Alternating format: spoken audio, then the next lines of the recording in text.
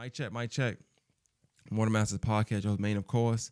I want to give a shout out to everybody that support the page, support the platform, support me, support the interviews, support the content, whether it's Instagram, YouTube, Facebook, Twitter, any form of social media, or you just text me.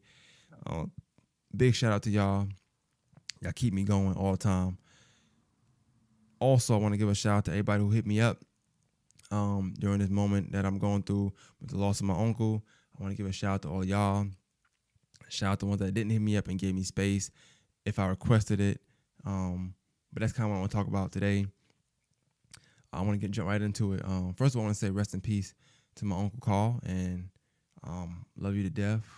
You meant a lot to me. Words can't explain the part you played in my life, very pivotal part of my life, all the lessons you taught me, all the game you gave me, the good times, not a lot of bad times at all. Honestly, none really. The good times, the great times, and the better times that you gave me, all the influence from the waves to just being funny, how to control a room, control a crowd, be stand on principles and morals, just all that stuff, man. I don't want to keep going on and on, but I love you to death. Always my favorite uncle, and look over me. All right. So with that being said, even that was hard. But with that being said, so I never really dealt with death from an immediate family member. That was my first time, and it was a very, very important person in my life to me. So it was definitely hard to deal with. Anybody that know me, I'm pretty private for the most part when it comes to something like that. I've dealt with death of friends, death of people that I knew, and it's been horrendous deaths, or they've been murdered, and you feel a way about it because you're sad about the actual event of why they are no longer here, why they're deceased. But to deal with the death of an immediate family member, like somebody who you never expecting to never not see again, you never expecting to not be able to touch, feel, talk to, laugh with, joke with, travel with, speak to on the phone, person, that hit different, definitely. It hit a lot more different than I thought it would, and honestly, I didn't have any thoughts of it ever hitting. I don't think about death. I don't sit there and ponder about how it's gonna feel if this person died, that person died. I try to block those thoughts out majority of the time, honestly. But just to give a background, my Uncle Carl was like everything to me. He was everything. There's nothing he couldn't do. I think the only thing under the sun that he couldn't do was be perfect. But I think anything else he can do. You ask him to rap, he might spit you a freestyle that he wrote back in '84 or something. I don't know. And still remember it. Not mess up, not stutter. He was funny as hell. Could dance. Could dress. He just swag. Just everything about him was like he was everything you wanted somebody to be. And also a lot of things you didn't want somebody to be. But he embraced every single flaw he had.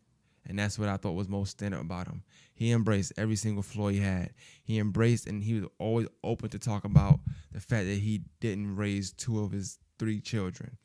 He overcame drug addiction, became the black sheep of the family, overcame that as well, overcame becoming a black sheep of the family. Those are stories that's not talked about a lot. Being the black sheep of the family, but also being that shield for the family. Him being a black sheep also allowed a lot of quote-unquote family members that looked at him as such to walk around freely in high-crime neighborhoods because of who he was. So I definitely give a big shout out to him, and I love you once again. Death was hard to deal with because it came out of nowhere. Now, no disrespect to none of my family at all. I promise you, I love all my family, but I don't care about their group chat too often. I don't be in it. I don't be in the group chat. I see the messages, but I don't partake in them. I'm always on go.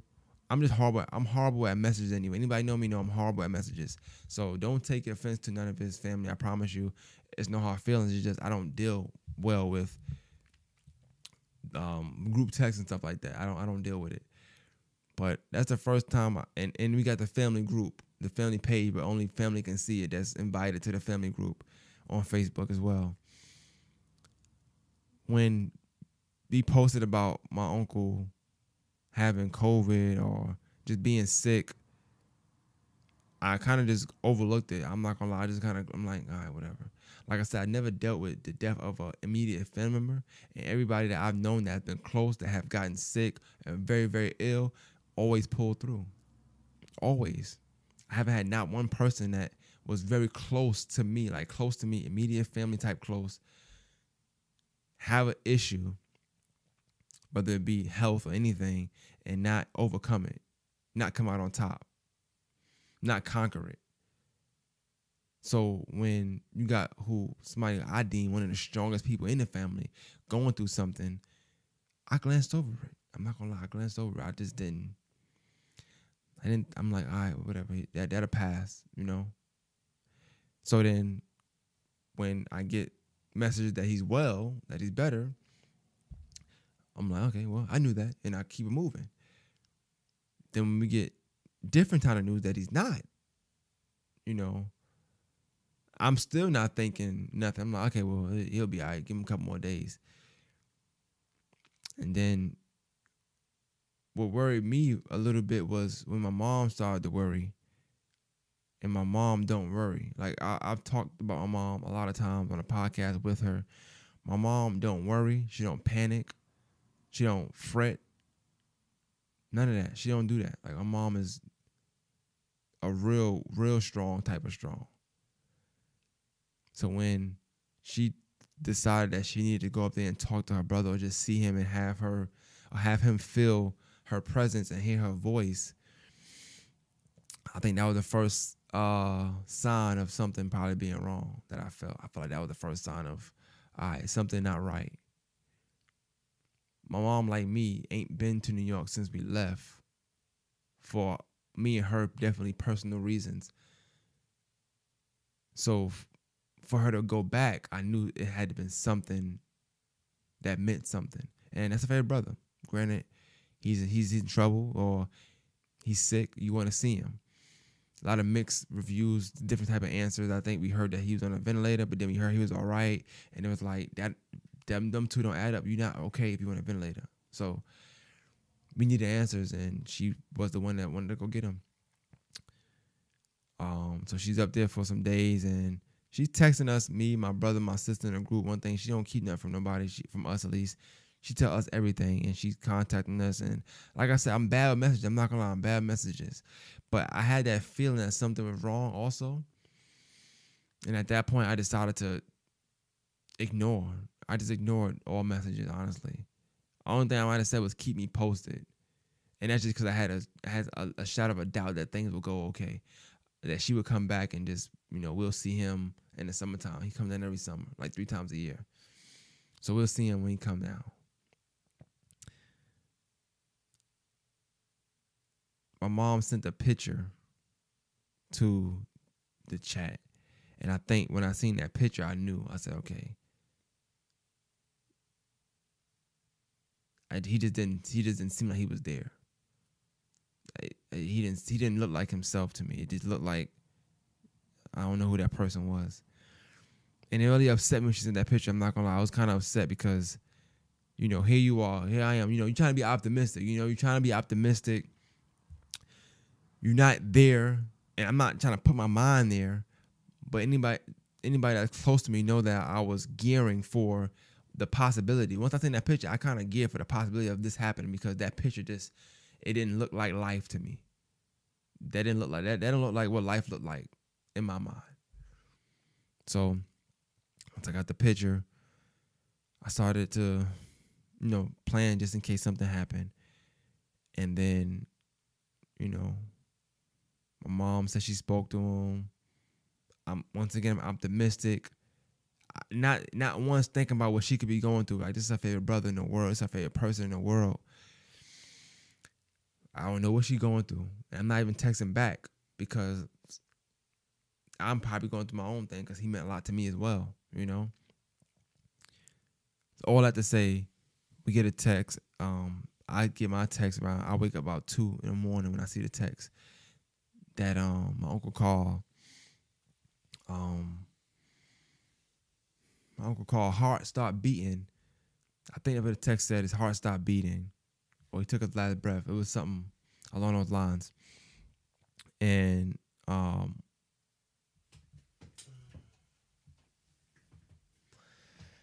and I couldn't go back to sleep. I'm not gonna lie, I couldn't go back to sleep, you know. I was just stuck.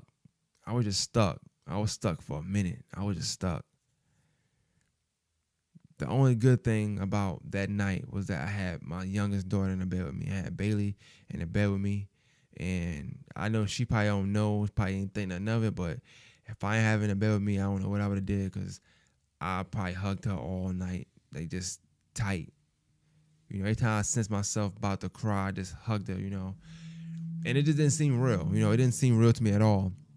And when I woke up is where it seemed even less real, because now I'm up with clear thoughts. I'm not just tired. I'm not just running around and I'm off, and I'm just there in the bed laying, clear thoughts, and just I'm not crying physically, but tears just coming down my eyes. Like, I can't stop it. It's just coming down. And my kids didn't get to see me in that form or that way, but I could feel it in my shirt. The tear just on my shirt is wet. And you know, it just was a rough day. It was rough. Like, I feel like I couldn't eat, couldn't sleep. It got so rough that I went to work. It got that rough that I went to work. I couldn't just sit there and be like still. Thoughts, memories, all that stuff just coming at you. It's just like, and then just like, damn, like, not you, like, you know, like, and not that you want to be somebody else, because not that you want to be somebody else ever, but it's like you don't want to be that person, if that makes sense. I hope that makes sense. I don't know if that makes sense or not, but it's like, not you, you know what I'm saying? I know you, not you, you know. And it was the first time that I ever, like I said, just dealt with death, and it was somebody that meant a lot to me. I mean, I lived with this man for 3-4 years. His kids are all my favorite cousins. You know, I grew up with them. I grew up with them.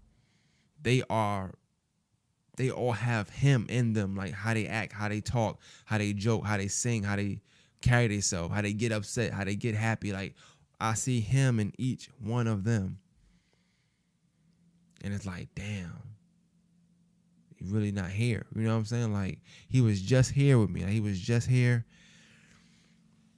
You know, we went to, I took to my favorite spot, Country Boys, you know what I'm saying? It's almost like I said, everything happened in slow motion. Like, I don't know what it was about this time I saw him, but everything just seemed to be going slow. And I had to work, and I was so pissed off when I got the news that he passed, because I started thinking about the last time he was here and how much I was working, you know, and I wanted to do more stuff with him, but I didn't get a chance to, for whatever reason, you know. But, you know, you working, and like I said, I did get taken to my favorite spot. You know, we went out, when my daughters played with him and saw him. He got to, you know, talk to his mom and get on her nerves, and got on my mother's nerves and all that stuff. And we talked about the Knicks, and it's just so much. It's so overwhelming. And like I said, he just was a good person. Like, for me, you know, he meant a lot to me. And it would just suck that my favorite uncle, like, you know, my favorite just male figure, I think, like, I would say that probably in my family, my favorite, like, male figure, just not here. Like, it's just not registered to me. Even right now, it seems unreal. Even going up there and going to, it just don't seem real. You know, like, certain people, you feel like they're supposed to be with you forever.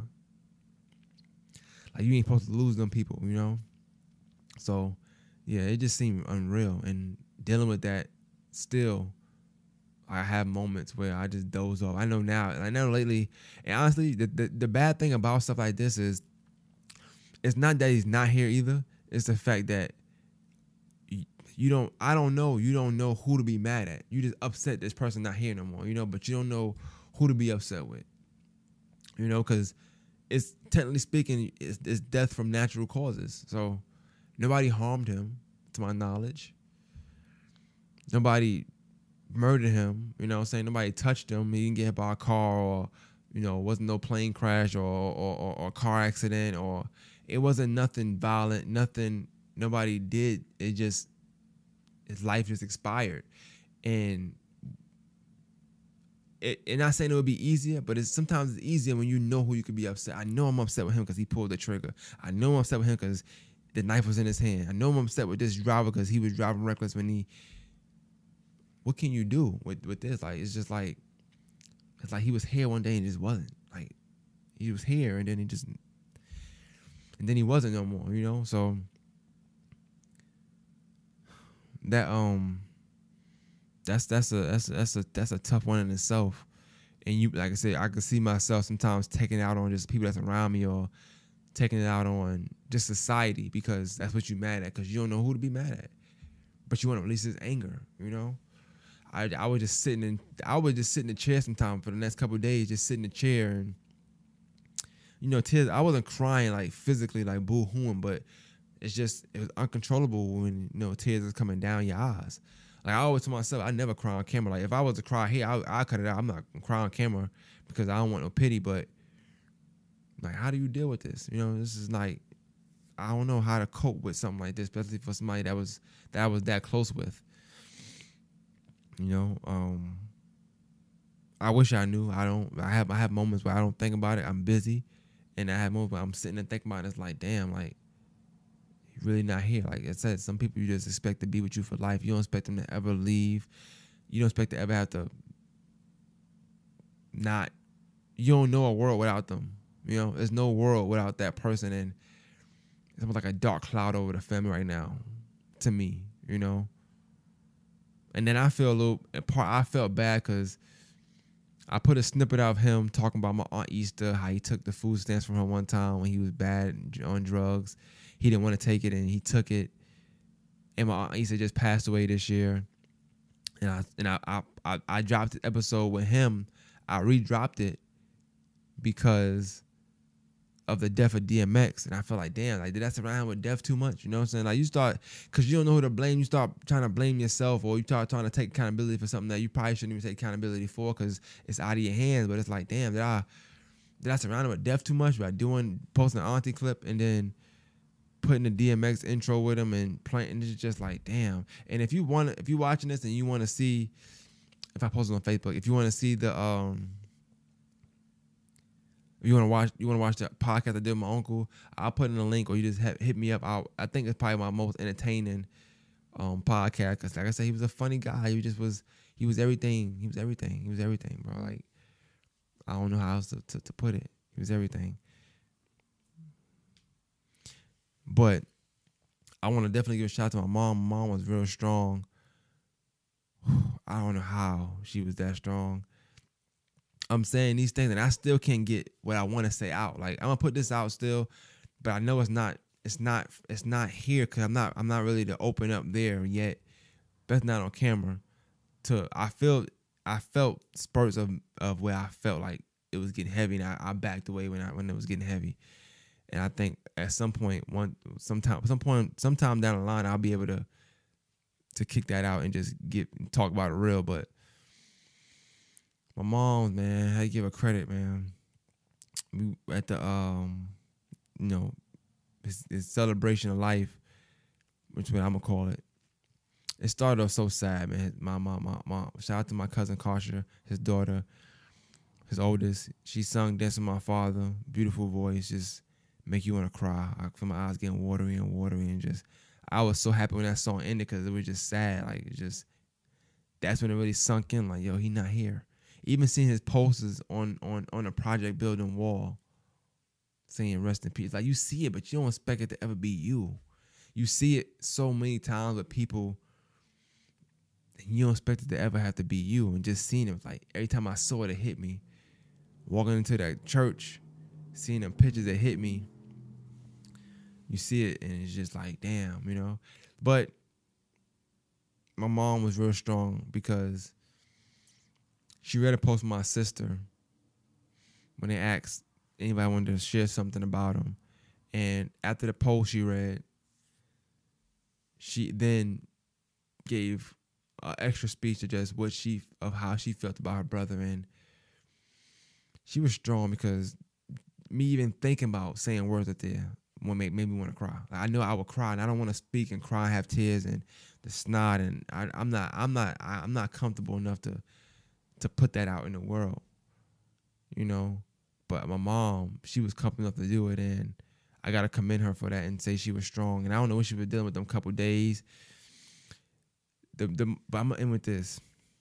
I think the hardest part about all of this, going back to New York was cool and all that stuff, but the hardest part about dealing with this death of my Uncle Carl was hearing my mom last moments with him and her telling me, and I was just looking, trying to be uninterested because I didn't want to cry, and I felt the tears of my eyes just watering. And what she was saying, I'm not going to repeat her story, I'll let her tell that story, but the fact that the picture I saw, and I said I didn't see life, I didn't see it, but her being in that room and still feeling life, but feeling him wanting to let go and like, I can't do this, and her saying what she said to him, and only thing I can say is that, you know, she said when she said what she said to him, because he couldn't talk, but she could see tears coming out of his eyes, and her saying that